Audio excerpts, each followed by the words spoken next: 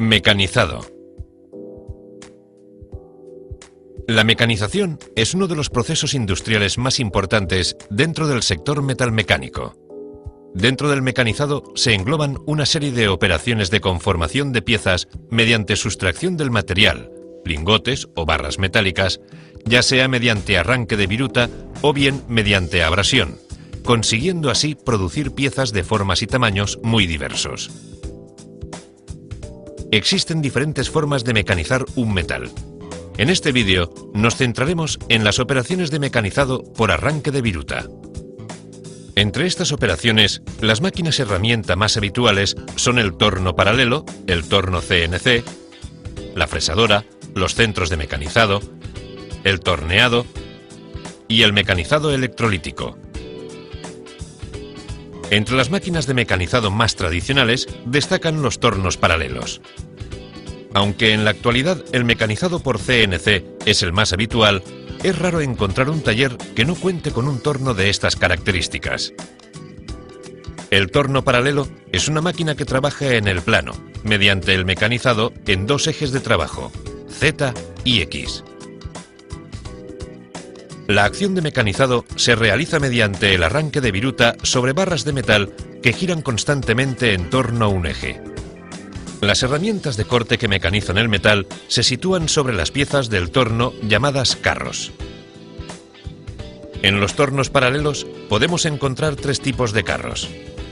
Un primer carro se encarga de desplazar las herramientas a lo largo de la pieza a mecanizar, realizando incisiones mientras éste gira.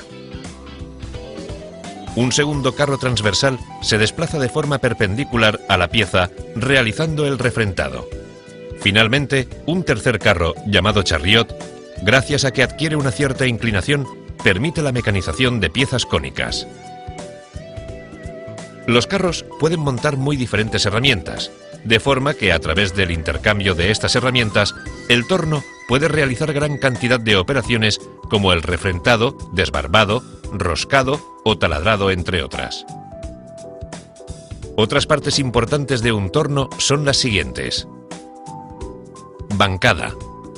Zócalo que sirve de apoyo y guía a las demás partes móviles del torno. Cabezal fijo o plato. Caja que aporta el movimiento a la pieza a mecanizar. Carro. Se compone de movimiento en eje X y en eje Z. Chariot.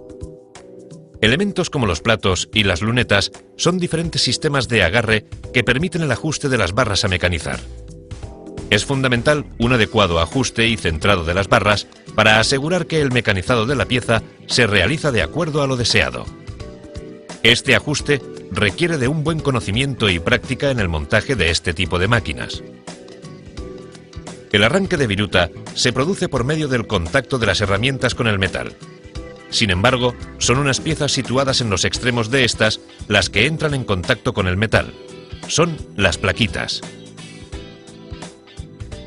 Hay muchos tipos diferentes de plaquitas, debiendo elegir entre unas u otras dependiendo de la dureza del material que vayamos a trabajar o la forma concreta que queramos dar a la pieza.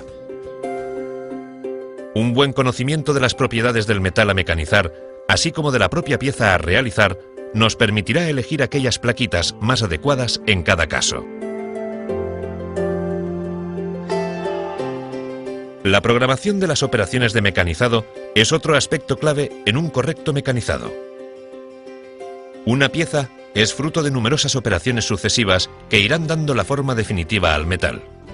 Así, durante la programación, deberemos ajustar las diferentes operaciones hasta conseguir las formas deseadas. Aspectos como la velocidad de corte, el movimiento de avance o la profundidad de pasada serán solo algunos de los aspectos tecnológicos a considerar. A diferencia de los tornos paralelos, en los tornos por control numérico, la propia operación de mecanizado se realiza de forma automática, tras haber introducido el programa de mecanizado. A través de una consola, el operario controla en todo momento el mecanizado de la pieza.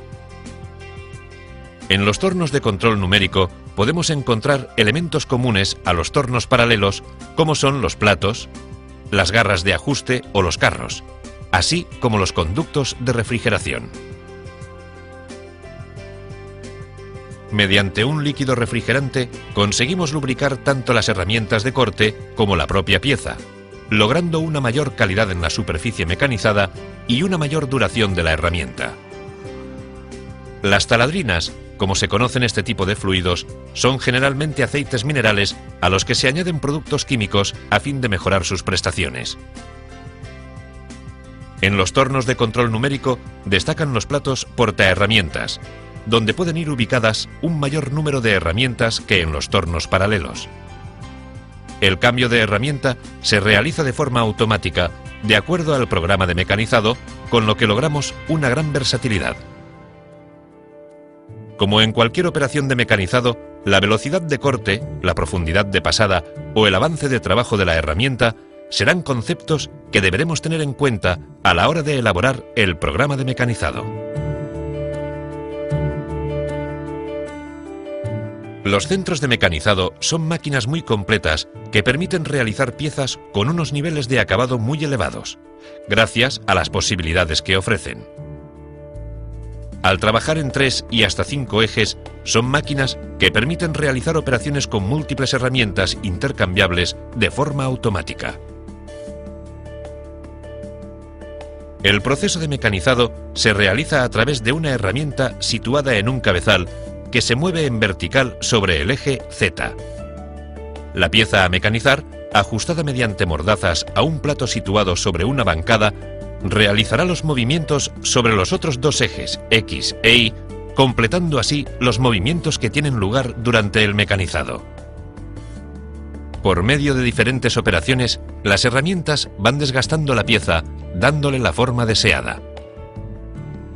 A pesar de las posibilidades que ofrecen las máquinas de control numérico, en ocasiones no es posible realizar algunos acabados como los perfiles y cantos a escuadra.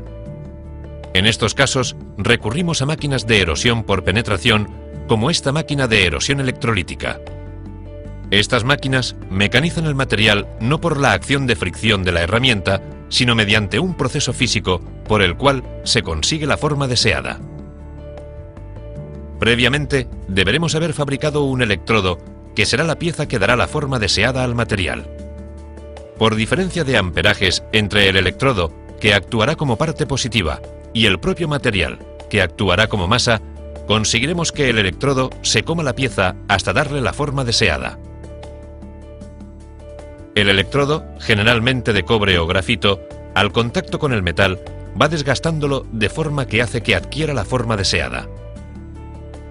Este proceso se utiliza con mucha frecuencia para acabados de piezas, así como en la elaboración de matrices y moldes.